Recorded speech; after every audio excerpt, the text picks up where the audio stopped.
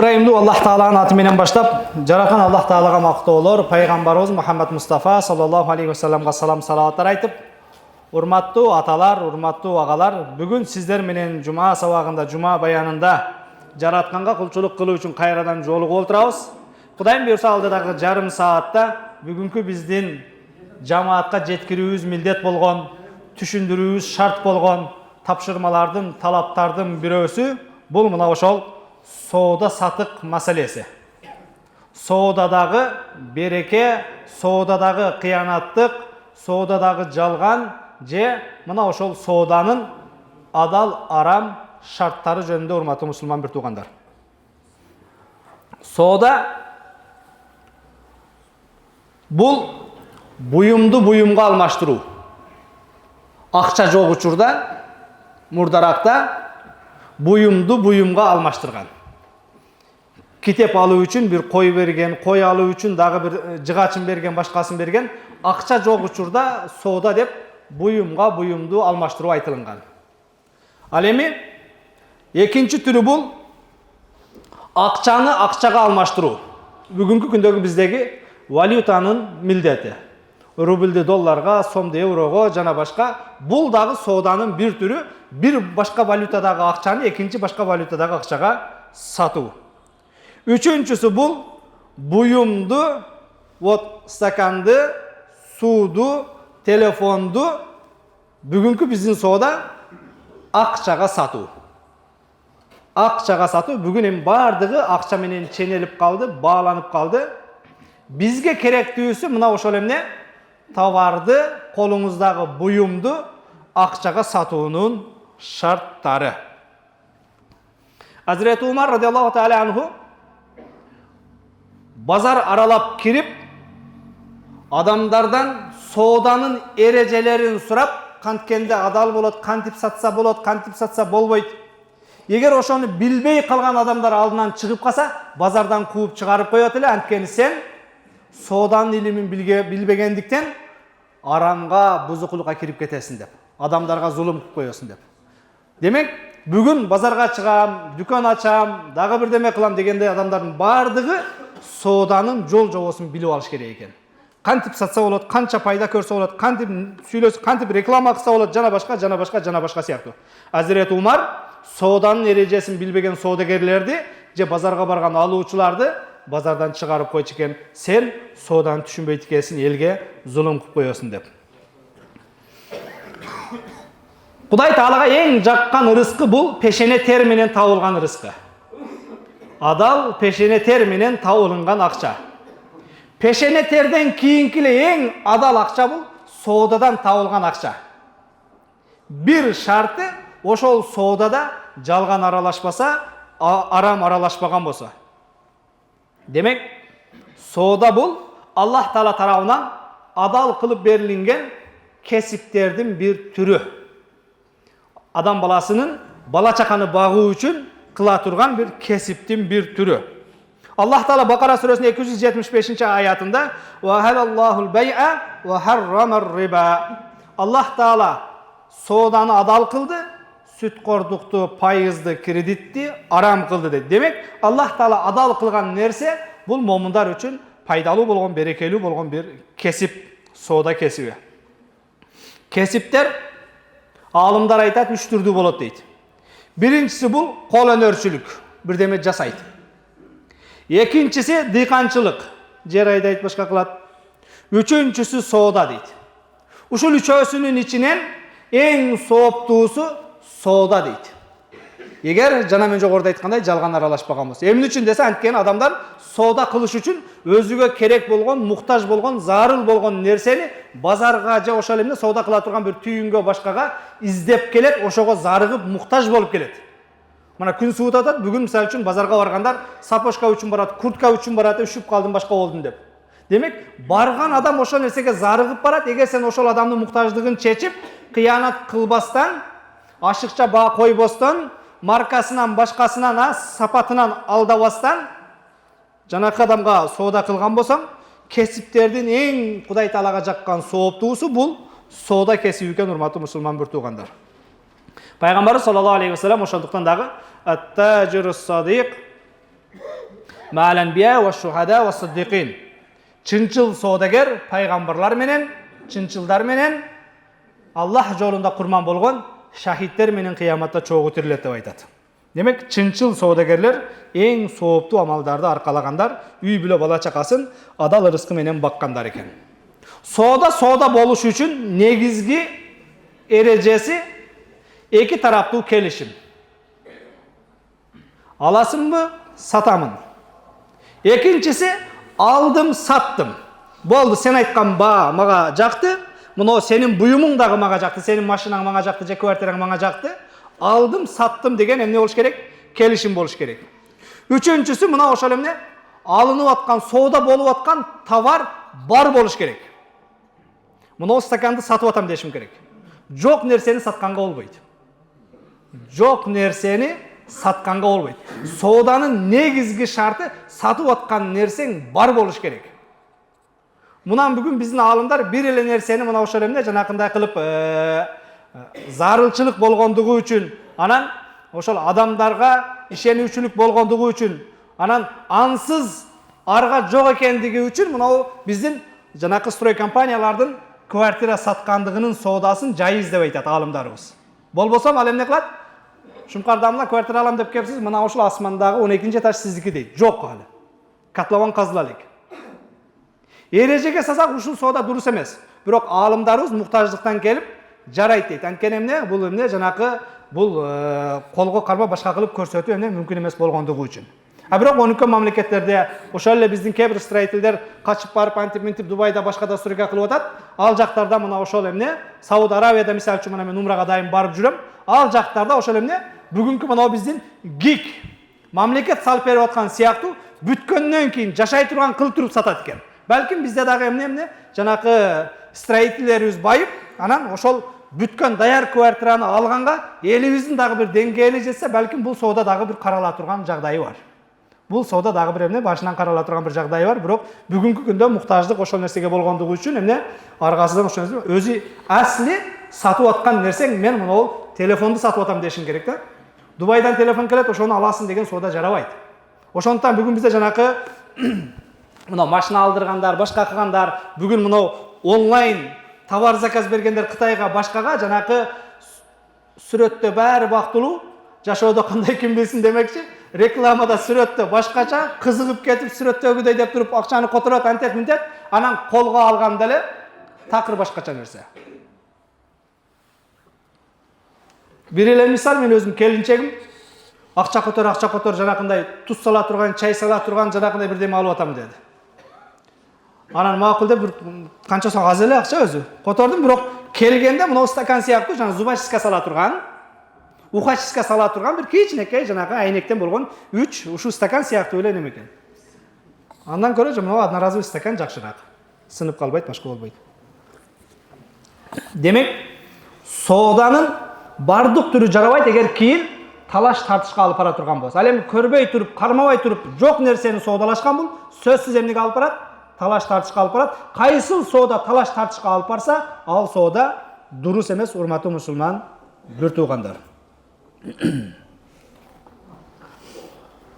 Демек, соода дурус болуш үчүн келишим болуш керек, ыраазычылык болуш керек, сатылынып аткан товар болуш керек, анан товарга берилинип аткан эмне акча дагы бар болуш керек, а болду анан аласың деп кетип калган, бул дагы дурус эмес.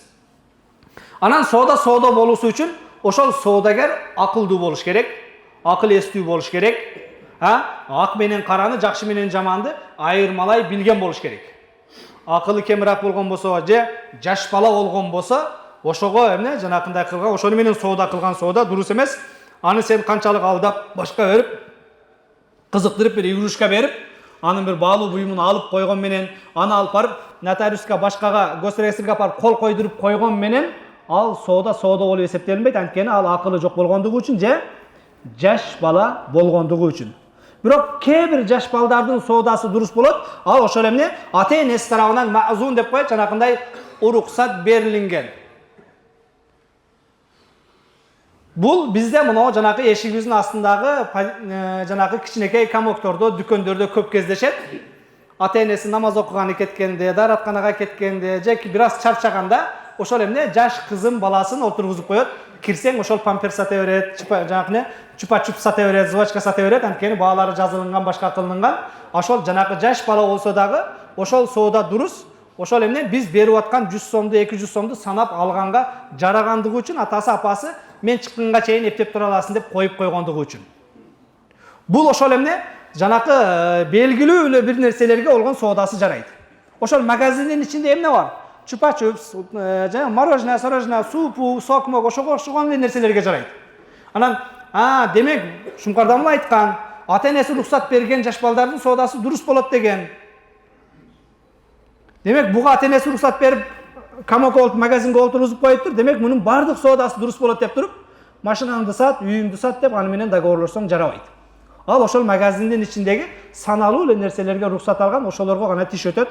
Анан аны алдап-салдап, машинаны сат, үйдү сат деген болсоң, бул соода эмне болот? Жарабайт, урматтуу мусулман бир туугандар. Анан соода болуусу үчүн сатуучу жана алуучу эки башка адам болуш керек. Бул кандай? Мухаммад Али Кары дамыла мага битте машина алып бериң деди. Сизге ишенем деди, сиз машина базар жакта жашайсыз, мага бир машина алып бериң деди. $4000 берди, жагылдым дагы. Эртеси күнү алып келип туруп, "Мен карымына мен машинамды мине бер. Мен как раз өзүмдүн машинамды сатам деп аттым эдем." Алуучу дагы өзүммүн, караканын атынан. Өзүмдүн атымдан сатуучу дагы өзүммүн, ушул соода дурус эмес. Эгер мен кыянат кылбасам дагы, чындыгында машинам ошол акчага эмне болсо, татыктуу болсо дагы ушул соода дурус эмес. Анткени караканын жүрөгүндө бир аз эмне калат? Кыжаалатчылык калат. Кайсы соодада адамдардын ортосунда пикир кешпестикке алып бара турган болсо, башка боло турган болсо, кыжаалатчылык пайда боло турган болсо, бул соода дурус эмес. Демек, мени вакил кылып, мага машина алып бер, мага үй алып бер дегенде мен экинчи бирөөдөн алып беришим керек. Өзүмдүн сата турган үйүм бар, өзүмдүн сата турган унам бар, ушуну ал дегенге жарабайт, урматтуу мусулман бир туугандар. Демек, алуучу менен сатуучу эмне болуш керек экен? Эки башка адам болуш керек. Экөөнүн ролун бир адам аткара албайт. Аллах Таала кереметтүү Кур'анда: "Я айюхаллазина аману ла такулу амвалакум байнакум бил батил." О иман келтиргендер, бири-бириңердин акчаңарды бири-бириңерге адилетсиздик кылып, зулумдук менен, кыянат менен жебегиле. Илля ан такуна тижарatan an taradin minkum. Бири-бириңердин акчаңар ыраазы болгон соода жолу менен гана бири-бириңерге адал болот дейт. Бири-бириңердин акчасын соодалашуу жол менен алуучу дагы, сатуучу дагы ыраазы болуп саткан жол менен гана бири-бириңердин мал мүлкүңөрдү алып жесеңер, ошол соода гана, ошол ырыскы гана адал болот дейт, урматтуу мусулман бир туугандар. Иннал ислама шажжа аля тижарати вал амал. Ислам соода кылганга, иштегенге бардыгыбызды үндөйт, шыктандырат. Ва жа'ала ал-касб ал-халал ибадатан ятaqarrabu biha al-'abdu ila rabbih. İnsan mаңдай тери менен, пешене тери менен жасаган иши аркылуу, кылган соодасы аркылуу Аллах Таалага жакындай турган бул эмне? Улуу ибадаттын бир түрү. Валакин шартуга, бирок мына ошол шарты ас-сидq вал амана, чынчылдык, аманаткөйлүк, адилеттүүлүк, таркул гыш, бир айыбын жанакындай жашырып коюу, вал риба, суткордук, вал ихтикар, монополия кылып, башка кылып, бааны өстүрүп, жанакына эл муктаж болгон маалда баадан ашырбай саткан болсо, урматтуу мусулман бир туугандар. Мин асбабил баракати фит тижара, соодадагы негизги берекенин себептери, соодадагы берекенин себептери ас-сидqu fil qawl, сүйлөгөндө чынчыл болуш керек, ошондо соодаңызга береке берилет. Вал амана fil bay' ва shira, сатып атканда дагы, сатып алып атканда дагы аманатка бекем болуш керек. Таркур риба, сүткордукка, кредитке аралашып кетпеш керек.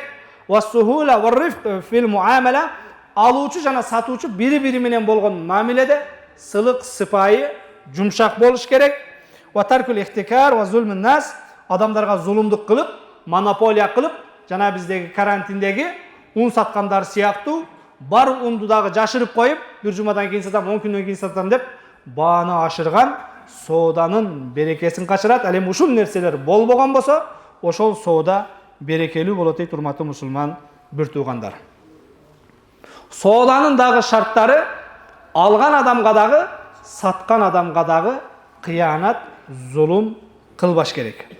Кереметтүү Кур'анда 2 аят вайлун тозоктун сага алоолонгон оту болсун деп башталат.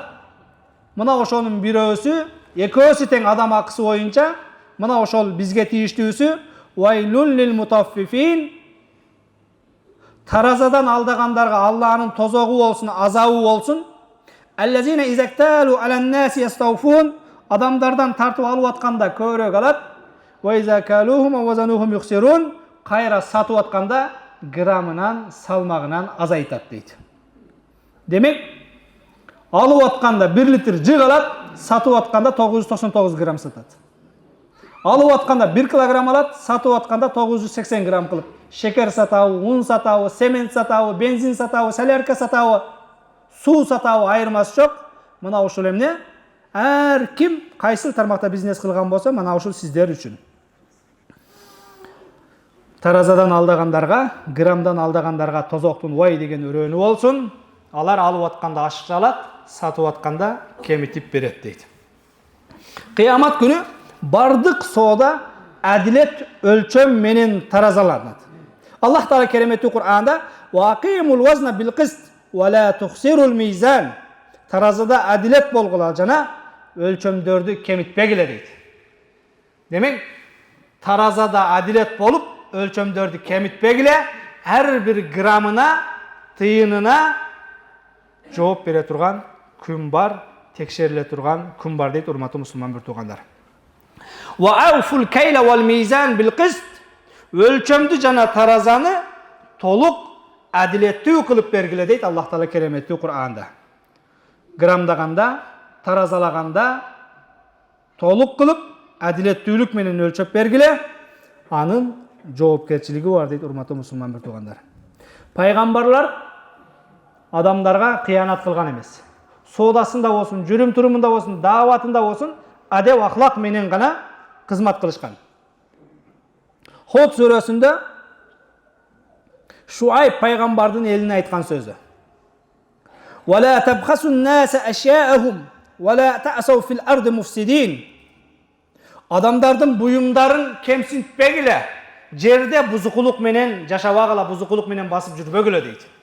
Адамдардын товарын, буюмун кемсинтпегиле дейт. Бизде машина сатам дейсинби, мал сатам дейсинби, айырмасы жок. Мына бардыгыбыз эмне, мына Марстан келгенибиз жок, ушул жерде чогуу жашап аткандарбыз. Эгер мына жылкы сатам дейсин, башка дейсинби, сатам деген болсоң уже бир 156 та кемчилдигин айтат. Сүтү аз экен, бою кичине экен, түсү сары экен, дагы бирдеме экен, породный эмес экен, дагы бир канча нерсени айтат. Мен уюм ушундай жаман экен да деп сатып, 2 метр жыла электе жанакы уй породныйга, шведске, российский породага айланат. Демек, алып атканда дагы, сатып атканда дагы кыянат кылбаш керек. Мен гашша фалейса минна. Пайгамбарыбыз саллаллаху алейхи ва саллям ким кыянат кылып алдап бир маалыматты соодада жашырган болсо, ал бизден эмес дейт. Демек, алып атканда жакшы эле уй экен, сен аны породный эмес экен дедиң, сүтү аз экен дедиң, дагы бирдеме экен дедиң, кыянат кылып атасың, пайгамбар бизден эмес дейт, өтө коркунучтуу. Базарда ошентип соода кылып коюп, допуну кийип келип, жумада мылгырайып, секин сыр бербей отура бербеш керек. Коркунучтуу. Пайгамбарыбыз бизден эмес дейт. Машина сатканда башкада, аябай жакшы, кече мотор кылдырдым, анттим, мынттим дейт. Bir cumadan keyin motoru karmaydı. Peygamberimiz sallallahu aleyhi ve sellem men gashshana faleysa minna, kıyanat kılıp, jalgan jaşık kılıp, satıp atkan buyumundan kemçildiklerini jaşırgandar menin ümmetim emes deydi. Korkunçtu bu. Bu korkunçtu. Oşantip satıp aparıp un alasıpı, may alasıpı bala çakaga jedirgen nerse dagı aram. Anan ыйманыңызга дагы доо кетип, пайгамбардын үммөтү деген катардан чыгып калуу дагы коркунуч болуп атат. Кудай сактасын. Шуайб пайгамбар өзүнүн элине кайрылып, "Вала табхасун наса ашяхум", адамдардын буюм товарын кемсинтпегиле, Ve la ta'sav fil ardi mufsidin, жерде buzukuluq kılbagıla deydi.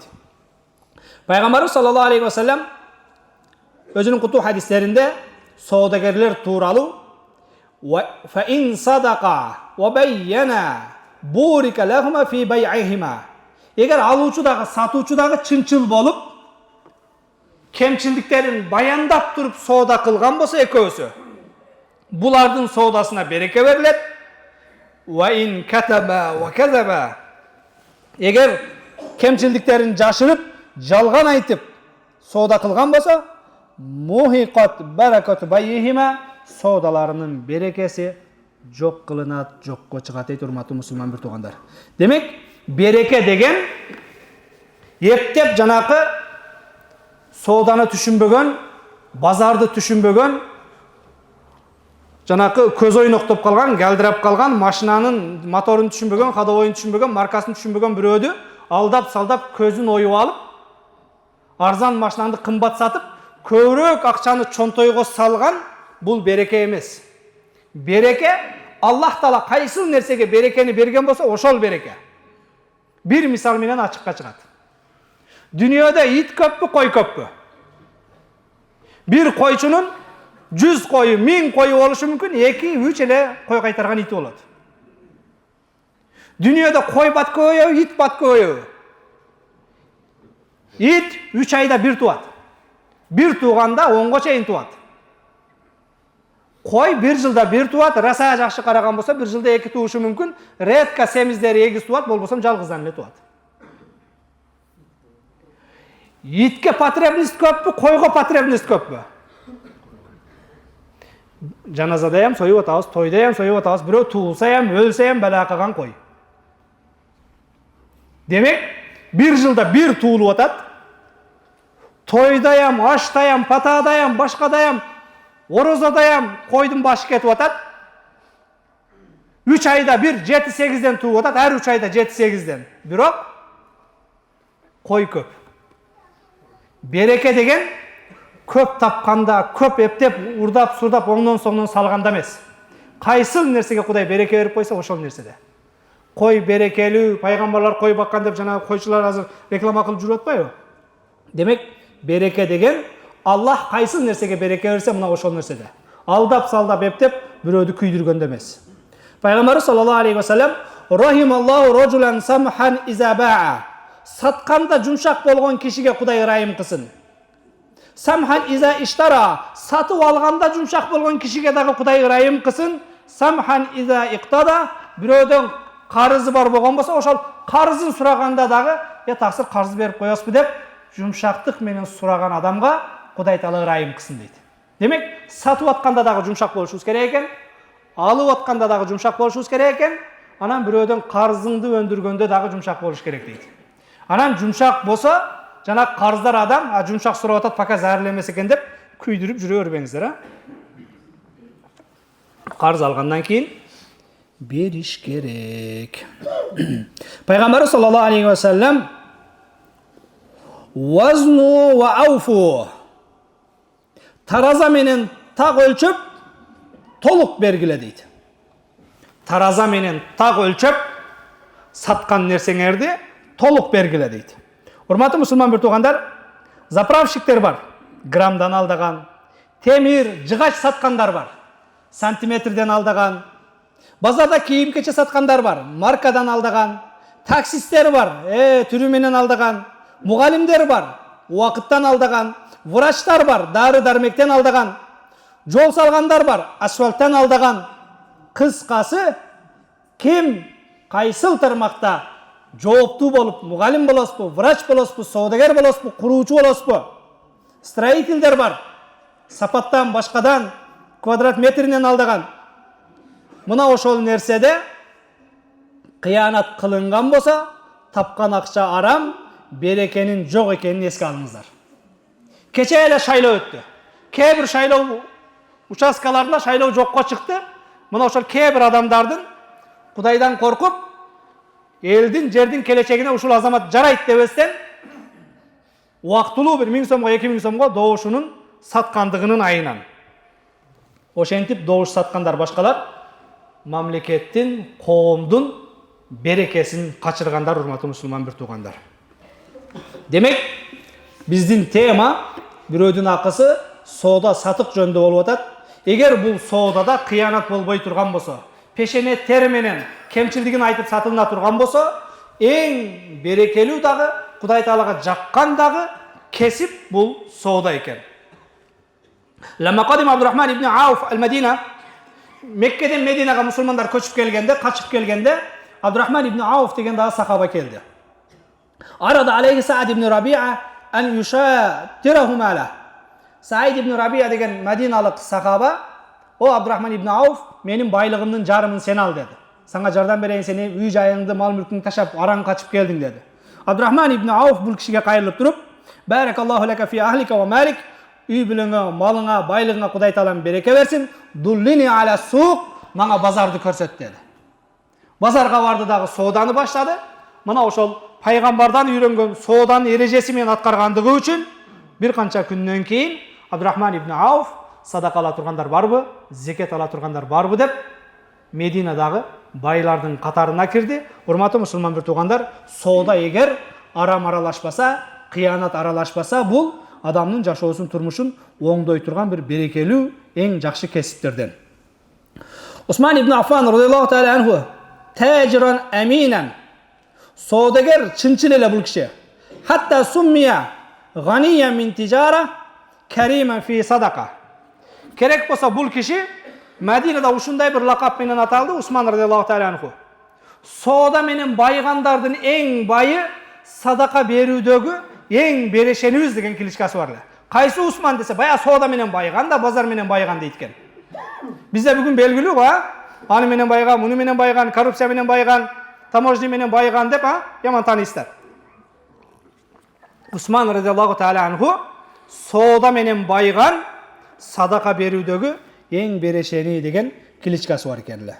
Али ибн Абу Талиб радыйаллаху таала анху, пайгамбарыбыздын иниси, күйөө баласы Фатима энебиздин күйөөсү соодагерлерге кайрылып, ахсину ва ла туглу фа иннал галаа юхлиқу ризq. Сооданы жакшы кылгыла. Соодада монополия кылып, кыянат кылып бааны ашырбагыла.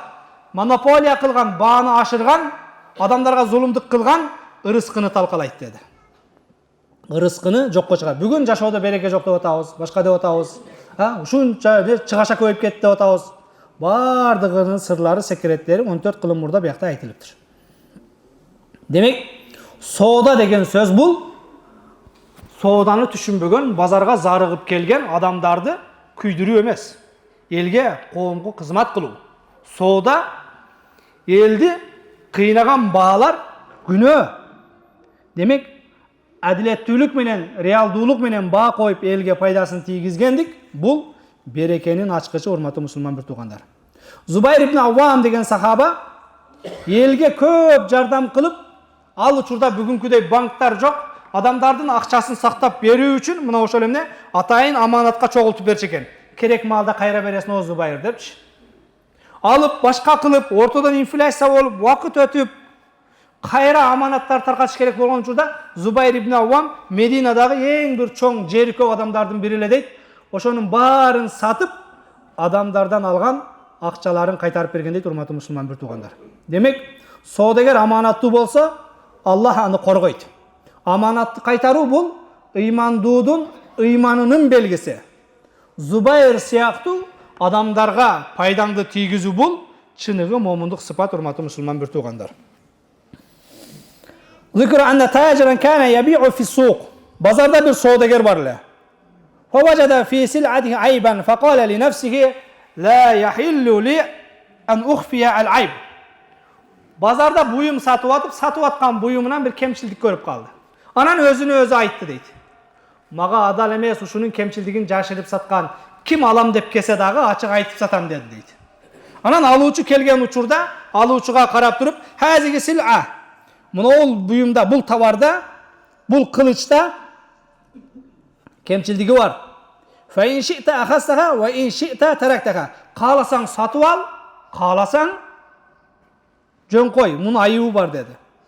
Жанакы алуучу бул адамдын берек жанакы чынчылдыгынан таң калып, базардын баарына жар салып, кемшілдігі болса да әпке алдап алғандығың үшін деп сатып алғаннан, базарда паланча ушинтип жалған атпастан ушинтип келген адамдарды разы кылып тур деген сөз тарқап, махаллада дүү-дүүгап болып, ең ошол базардың жанакындай соодасы жүрген кишилердин айланган дейт. Бул мына ошол эмне соодада кыянат кубагандык Аллах Таала тарабынан күтпөгөн рызкынын, берекенин, рекламанын жүрүшүнө эмне болот экен? Себеп болот экен. Бүгүн блогерлерге, башкаларга жалдырабастан мына ошол эмне соодада кыянат кылбасак, өзүнөн өзү Аллах Таала иншалла рекламаны дагы, берекени дагы берет экен, урматтуу мусулман бир туугандар.